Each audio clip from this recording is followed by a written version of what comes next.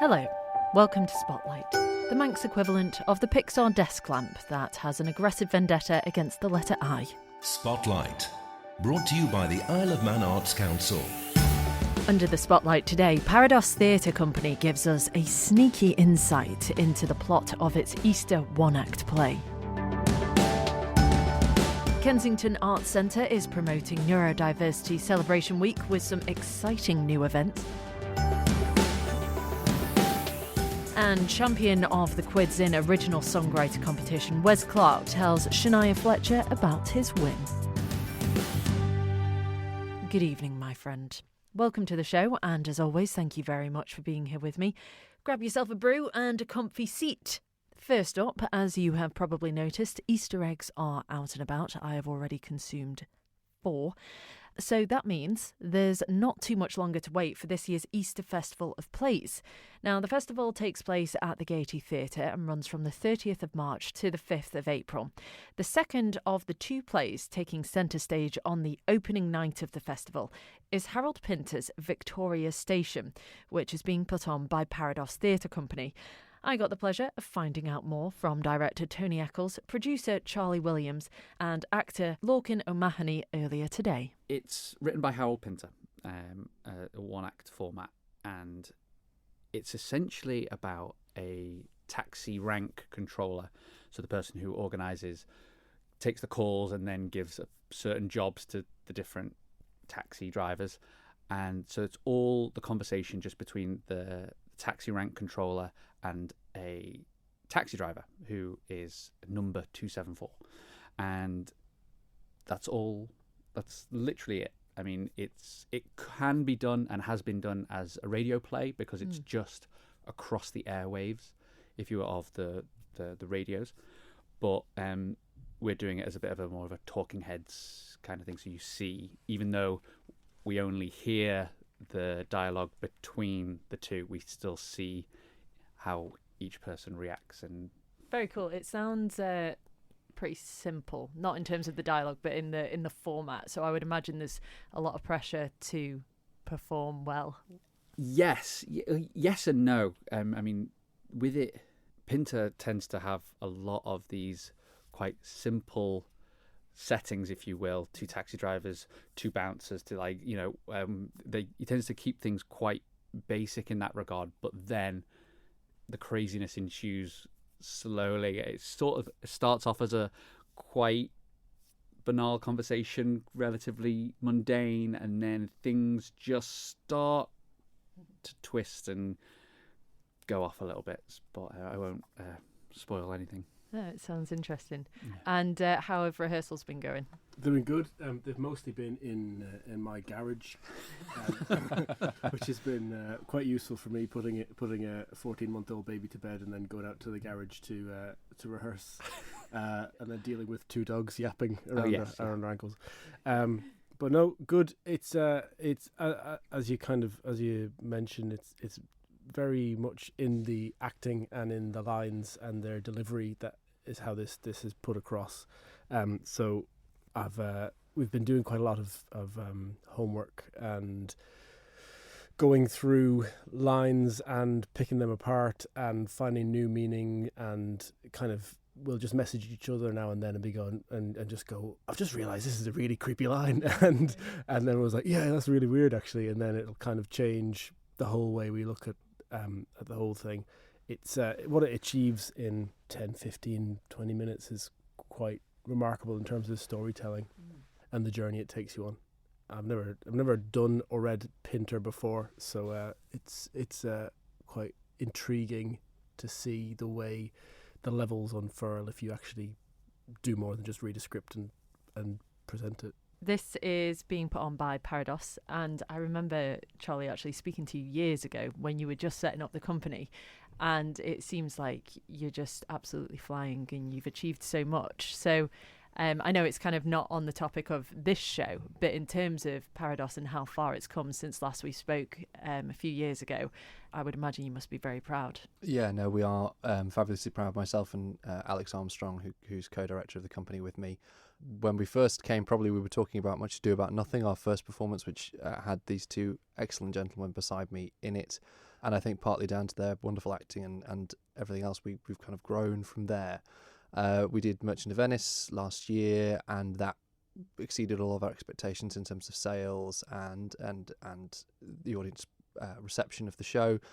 And also, has allowed us to really see that there is a market for this theatre in the Isle of Man, that there is an appetite for the type of theatre that we're putting on, and Manx audiences are really receptive to that. So yeah, we are really, really proud, and it's allowed us to kind of look at something like this, because we wanted to do the Easter Festival of Plays, which is what the performance will be put in as part of, is a really important and really good local organised event by MADFA for allowing different groups and different types of theatre to be put on for the Manx audiences in a competition format, but also it just gives a variety over that period of time.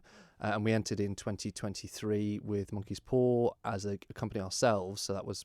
I loved Monkey's Paw. Perfect. Me and my friend went that night, and I loved it. Excellent, thank you very much. Well, I was in that and also directed it. But this time round, we want to have a continued presence in the Easter Festival, but to take a slightly different approach than companies normally do, in that we would like to allow others to use Parados as a vehicle to do things themselves. So one of the things we found, and we discussed this idea kind of came to me when I was actually having this conversation with Tony last year, was there are a number of very talented individuals on the Isle of Man, from the theatre world and otherwise, who want to do things like this, but don't have the company already set up ready to go, or don't have, they're not part of an organisation or a society that's kind of doing their own things. And Alex and I had a conversation, and we said, well, rather than kind of have a plethora of companies being set up and then torn down or done to just for that event, why don't we kind of allow Parados to also act as a vehicle for those people to put on creative performances and really, really good performances, and people we know who are really good, and we assist them to do that in terms of producing it and providing the background and the insurance and everything else that comes with performances. So that with Tony, we know Tony from obviously from the show and through everything else, so it was no brainer. And Lorcan and Jeff, who were in the show, we've worked with before and I've performed with and know that they're excellent. So it was kind of we've been very hands-off with the whole thing so far. It's been quite good, but we're able to then assist and kind of be there for whatever the creative team needs. That's brilliant. Clever.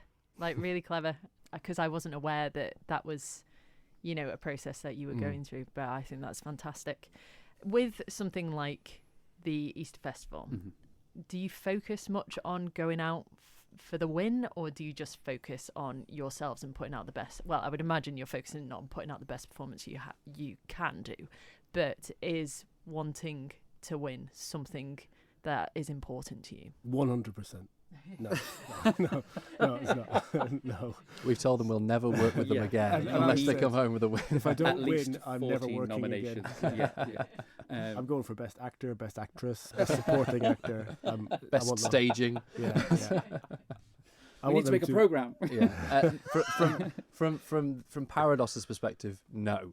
And we said this to Tony. We want obviously, it's the company reputation. It's we're putting on something. We want to see something that's on there that's really good. We've done really good stuff so far, so we want to see that continue, and we know we'll get really good stuff from these guys. But there are so many factors that come into something like a competition scenario, and we are primarily there to support the festival as a local company that does that type of theatre. It's kind of it's a bit of a kind of give and take. It's a give back, but it's also an opportunity for us to kind of stretch our creative legs. But if they win, great. And I think I'm rooting for something like that. But generally speaking, no, we just want them to put on the best piece of theatre they can. Yeah, I mean, we had this conversation very early on, and said, what are our goals for this? And with the format that the Easter Festival gives you, it gives you the opportunity to put on different pieces of theatre that wouldn't necessarily you monetarily be able to put on at places like the Gaiety and other theatres across the island. So it was more about doing something different, doing something that we can challenge ourselves with and have fun with, going into a different genre or a different kind of style, if you will. So rather than going through all the awards and going, right, costume, right, we need to make it a period piece, or set, we need to do something crazy. We tend to be quite minimalist in those sort of areas because we want to tell a different story in a style that Manx audiences aren't used to, and the Easter Festival gives you that option. I think I think the prizes didn't even come into it. It is just happens to be a vehicle through which we get to do stuff. Yes. If there was just a something on where you could put in a one-act play and there was no competition involved, sure, we would have done it anyway. I'm more used to, and all three of us here are more used to doing big productions which take 6 months of rehearsal. You're over 2 weeks. You're constantly in the theatre. You never see your family. So I think where I am, and I'm kind of pulling back from all that now with a very young family. It's great to be able to just have this vehicle to be able to do a 15-minute play where we rehearse over a period of a month or two, but like an hour a week, and an hour or two a week, flexible. Yeah. I mean, competition is the last thing that we're interested in. So it's a two-person play. Yes. We've obviously got one of said people here. Who is the other character played The by? mysterious other character is Jeff Pugh. I was lucky enough to work with Jeff on Young Frankenstein, where he played the monster, and we struck up a very, very close friendship. He's a wonderful man and a really, really good actor. You've never said any of this about me. No, look, Lorcan's also here. No, Jeff couldn't be here today, but you've both.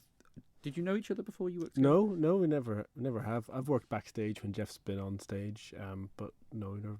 Yeah, because he was in Annie when he was just about stage, and he also did an excellent job in Merchant of Venice for us. So he has a relationship. So everybody has a relationship with Parados. It's Alman Theatre, isn't it? Yeah, absolutely. But the rehearsal room's been really, really great. I mean, I like to be as collaborative as possible with the actors, because I think they will go take away notes and read stuff, and then they'd come back with their own ideas. And so long, like, we have this weird relationship where someone like, I saw this, and it's kind of like a melting pot of the story of where we want it to go, and lots of different shades that could be added. And you guys have been working tremendously well together.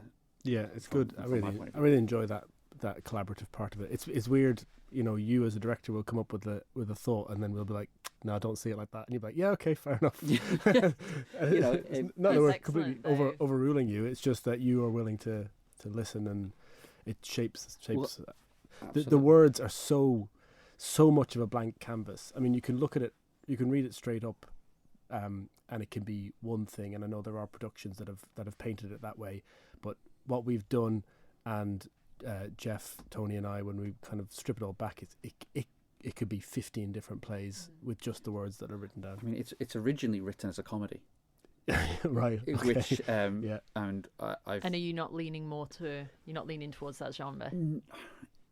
No, it starts quite light-hearted, and there is a lot of comedic aspects in there, but the way that the story moves and how the language moves, and there's a lot of kind of differences in the way that these characters interact, like, through kind of contextual means later on, that there needed, from my point of view, there needs to be a shift because of just how things change, and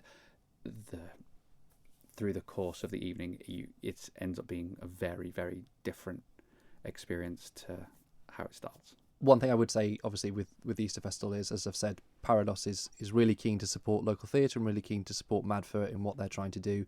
And I think it's incumbent on me to ask that as many people come and support the Easter Festival as possible. It's a great couple of weeks of theatre, you're seeing companies from both on Ireland and across come over and do some of their best work. So I would really encourage everyone to come and see as many shows as you can, but particularly, obviously, ours. Tony, Charlie and Lorcan there, and you can find out more about tickets and the scheduled run of the Easter Festival plays online on the Villa Gaiety website. Spotlight, brought to you by the Isle of Man Arts Council. Now, Kensington Arts Centre has loads of juicy events coming up for you to sink your creative dentures into. One completely new one is being put on especially for Global Neurodiversity Celebration Week. Kensington Arts Creative Coordinator Emma Goodwin and Arts graduate intern Callum Rowe told me more. We have a live panel discussion happening on Saturday the 16th of March, starting at 6:30, and we have Callum as the sort of host and chair of that. And we also have 3 guests, 2 of which work at Kensington Arts, amongst other things that they do. And one sort of special guest that's coming over from the UK. Their name's Caroline Cook, and they are a professional DJ. Also, they're a music teacher. And yeah, they're kind of neurodivergent, varying in their own rights. So yeah, it should be a really interesting discussion. So you're hosting this panel. Could you tell me a little bit about the people who are going to be sitting on it? So we have 3 panellists. We have Anna Klukas. Anna is an artist and runs Art Tank at Kensington Arts. She has a lot of experience working with children, and I hope she can bring this into the discussion as well. Then we've got Caroline Cook, who Emma mentioned before. They are a DJ from across. Loads of work and research gone into neurodiversity and also equality in disability in the music industry, which would be really interesting to chat about. Yeah, so we've got Kai Varetto, and they work closely with me at Kensington Arts. So they are a creative themselves. They also diagnosed ADHD, and but outside of Kensington, they are a youth worker, particularly in the LGBTQ plus space. So I'm really excited to hear what Kai has to say in the conversation as well. That's brilliant. And for people who aren't aware of the term like neurodivergence, neurodiversity, would you be able to elaborate a little bit on that? Yeah, sure. So neurodiversity refers to variations in cognitive functioning. So basically how our brains work. And there is a diverse range of how we think and learn. So human beings, that's another way that we're different from each other. You know, everyone's unique. So that's kind of what that term means. It covers sort of everything and anything. And then neurodivergence is when you think in a way, your brain operates in a way that isn't classed as the stereotypical norm. And so then neurotypical is the typical way of the brain working. Do you think that there's currently a kind of lack of representation of neurodiversity within the creative space on the Isle of Man? I think if you're in the space, you kind of know that there's lots of creativity is kind of lends itself to different ways of thinking. So if you're in the space, you probably realise that everyone's kind of has their unique ways of thinking and working, and there's definitely sort of lots of people with ADHD, dyslexia, autism that are creatives as well, and they just find themselves working in those spaces. So it's kind of getting the word out there that everyone can kind of think differently, and you know, it doesn't mean that that's a bad thing. And you know, if you kind of understand your brain a bit better, then you actually might be able to use that to your advantage and kind of be creative as well. So lots of people probably don't realise that they're creative, and they actually are. Lovely. Cal, are you looking forward to hosting? Yeah, I am. I mean, this is a first for me with it being a panel discussion. I've recently taken over running the Isle of Man Arts Council's podcast, Ireland Artcast. So I'm really excited to do the live panel discussion, because it won't be a case of me going home and editing out all the and I'm really looking forward to just seeing what comes up in the conversation too. I'm hoping to learn myself about ways that I may benefit from differing my creative process. So you've got The first part of the evening is the live panel, but then it says you've got a DJ for the second part of the evening. Can you tell me a bit more about that? Yeah, absolutely. So Caroline Cook is also professionally known as Caroline the DJ, and they will be performing their DJ set as well afterwards. So that will start at approximately 7:30, and that's going to be in the basement of Kensington Arts, sort of where Soundcheck is. Mm-hmm. Yeah, you can come to either part of those events. You've also got this year's Connections show. Yeah, so there's a chance that we'll go over to the National Theatre, but that comes later. That's announced later. So, but we are definitely going to York, and the cast are performing at the York Royal Theatre, so that's really exciting. That is exciting. And what's the show about? Yeah, so this year the play is called Kiss, Marry, Push Off Cliff, and it's about a group of young people that are kind of they finished their A-levels and college, and so they're on that kind of next step in their life. And so it's kind of about the challenges of sort of friendship groups, and yeah, it's based on a campsite next to a cliff edge, so we better watch out for what happens at the end of that. Yeah, that sounds really cool. And how have the rehearsals for that been going? Are you both involved in terms of directing, or how are you both involved in that? So I am kind of the coordinator essentially, but I do get to step in and watch some of the rehearsals. They've been doing really well. We've also recently had a puppet making workshop, because the cast also get involved in kind of creating the scene as well. And we've got tech crew so that's young people. It's kind of a club for young people at Kensington, and they get involved in behind the scenes of that, so the lighting and stage management and everything.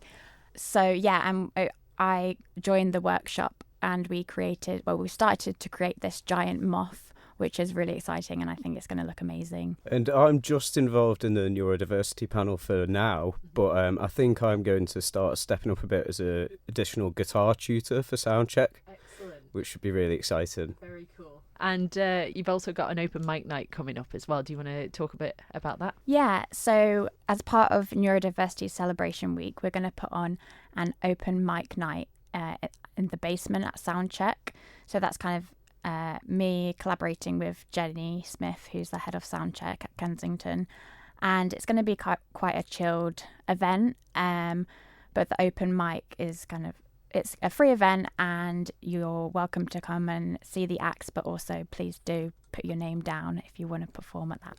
And if people are listening to this and they want to come along to one of these events, or if they just like the sound of Kensington Arts Centre and just want to be a part of something but don't really know how to get in touch, what's the best way for them to find out more information? So on our website, which is kensingtonarts.im, we have the tickets for sale for the neurodiversity panel and DJ set. And then also on there, we've got lots of information about the different projects and sessions that we run. Spotlight, brought to you by the Isle of Man Arts Council.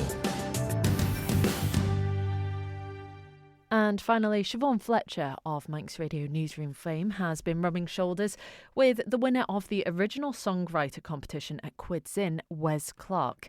Now, Clarke's song Angel on My Shoulder is inspired by his nan, who sadly passed away in between the heats and the final of the competition. He told Siobhan more. I decided to enter it. I actually wasn't going to, but I was approaching 40, and that attitude of just give it a go. Mm-hmm. You know, you can't be scared of things. You've got to give something a go, and if it scares you, it's a good thing, which it did. It gives me the fear getting up with just an acoustic guitar. So yeah, the first heat, I was happy just to sort of be part of it. Mm-hmm. So the heat, I thought if I can get to the final, that'll be me. I'll be made up with that. So I wasn't expecting to even get to the final. Like I say, the level that within the competition as a whole, very experienced, very talented musicians. So just to be part of it, I was pleased with that. And it was just a learning curve, getting back out there. So yeah, and then to win it, yeah. Yeah, you must have been buzzing. I was absolutely moved. I bet you were. So, I mean, obviously it's an original songwriter competition, which I think, I think nowadays there is kind of a bit more of a drive. I think people want to hear original songwriting when they're out and about, in the pubs and stuff. You don't always want to hear just covers all the time. Would you kind of agree with that, or do you think that it's still a sort of little-known art form that's still building? I think there's a balance. It's like anything. There's people that really support, they really champion original music, local musicians, young musicians, so there's definitely a space there for it. But I think it really depends on the venue, and the type of crowd that you get. I mean, Quids, for example, they're a massive supporter of the local music scene. Mm-hmm. Young musicians, they have a sound check night, so you've got young musicians sort of learning their craft, and always a supportive and really enthusiastic crowd, which is, it's building confidence. So you do need that. There's nothing more disheartening than playing to an empty venue. Yeah. And there's just one single clap, and you look up and it's your mum. Yeah. It's but it's all part of the learning process. We all have, we've all been there. But yeah, I mean, it's not like it used to be years ago, like where we are now. The Traff down the road, the Corner House. That was where I played my first gig with my first band, The Behaviours. So a lot of these venues aren't there anymore. So it is really important that people get out and support local musicians, and especially original songwriters, because every song that they listen to, all their favourite songs, they were an original at some point. So yeah, get out there, support.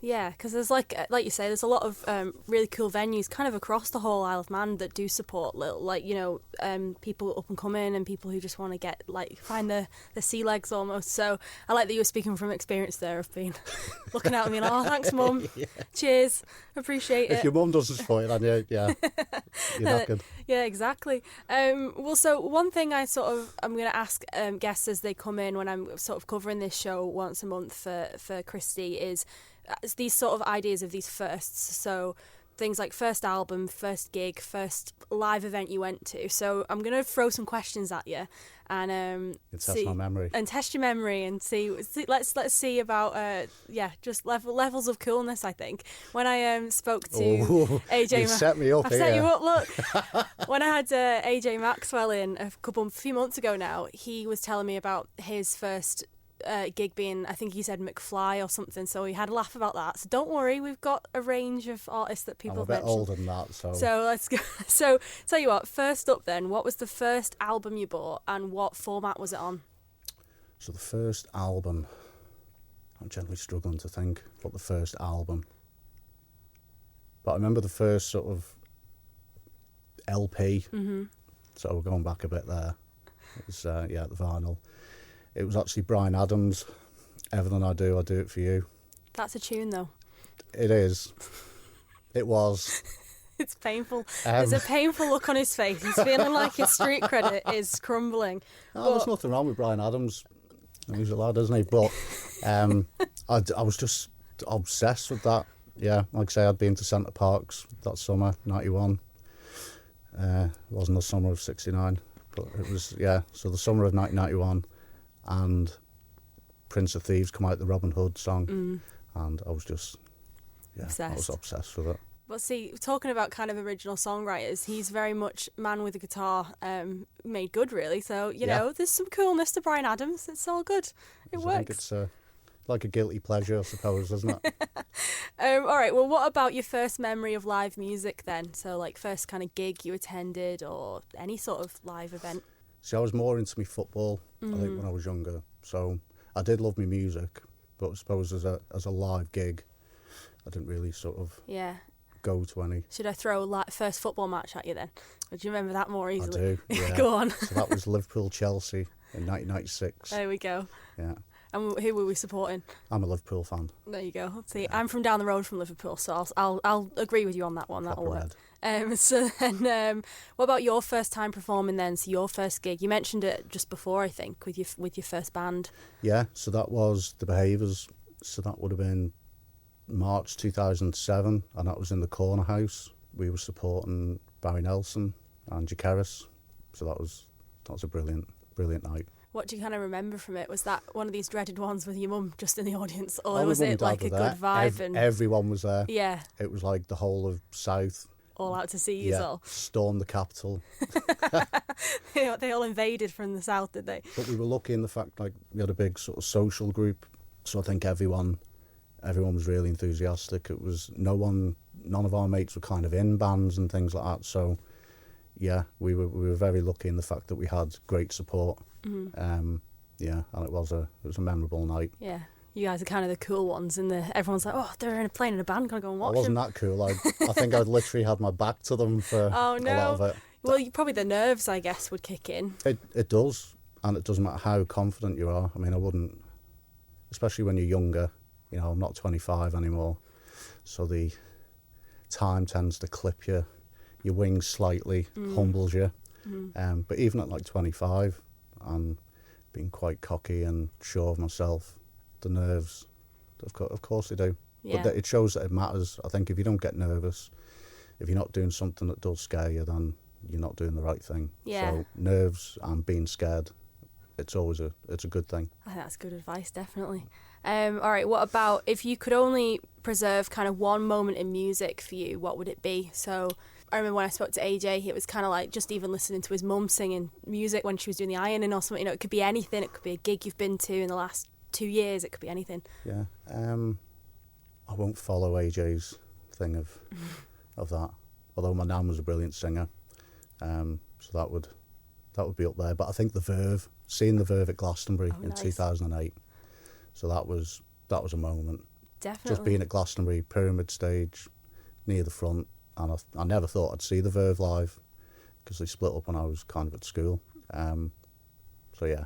If you could recommend one artist, old or new, to our listeners, who would it be? Oh, that's a question, that. There you go. Have we got a big answer? Now, for me, it's two. Go on then. I'll let you cheat. You can have two. I was just going to do two anyway. So I'm going to go with Bob Dylan. Okay. I think any budding songwriter out there, Bob Dylan has to be someone that you listen to. He's just a genius. And see, for me, he's one influence, but lyrically as well, another influence on certainly my earlier songwriting was Jim Morrison. So I would say The Doors. We had a bit more of a chat, which will come up in just a minute. But before that, I asked him to play one of the songs that basically won him the title. He told me a little bit about the inspiration behind this. Basically, between the heats and the final, they lost his nan. And so it's very raw kind of emotion that you'll hear in this next song. And I'm just going to let Wes take it away. The name of the song is Angel on My Shoulder.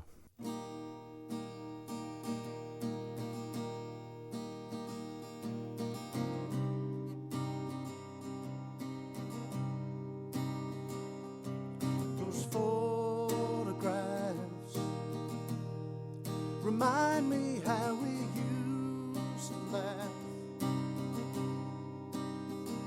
So these memories will stay with me and help me on this stormy path. Like a friend of mine, you always told me watch your time. But the clocks have stopped, I've not forgot. Your words weigh heavy on my mind. I know you will be there in the morning, through the window as the birds sing their song. Past the rain clouds up ahead, I see the sunbeam. And I know it's you up there to help me carry on. So hear me when I say your story is not over, 'cause I feel you on the wind, like an angel on my shoulder. But we had to let you go, for a higher voice was calling, there to take you home, even though our tears were falling.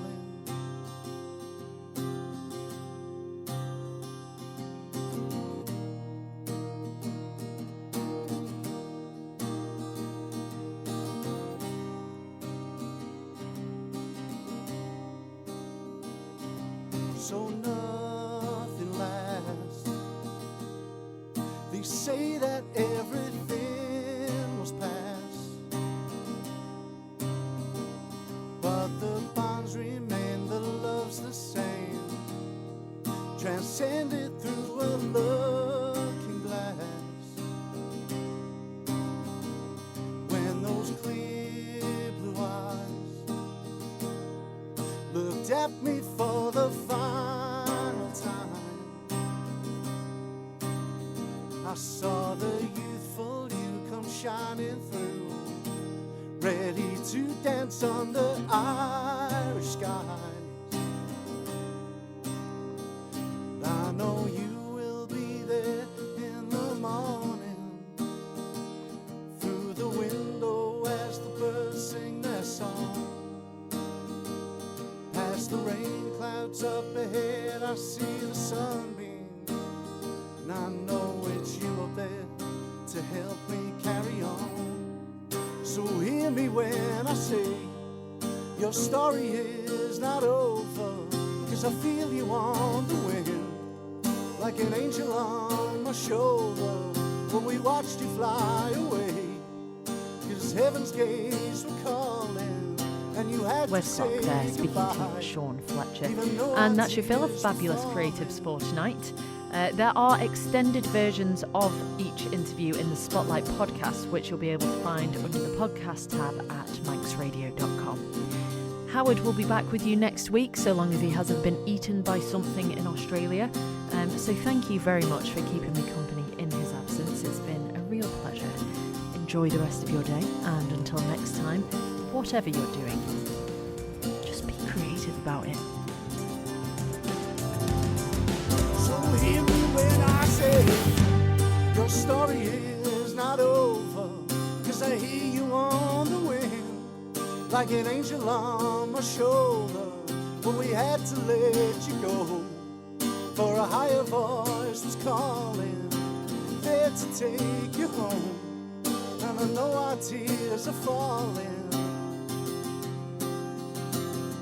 So hear me when I say your story is not over, 'cause I feel you on the wind, like an angel on my shoulder, when we watched you fly away, 'cause heaven's gates were open, and I promise you today, your name will still be spoken,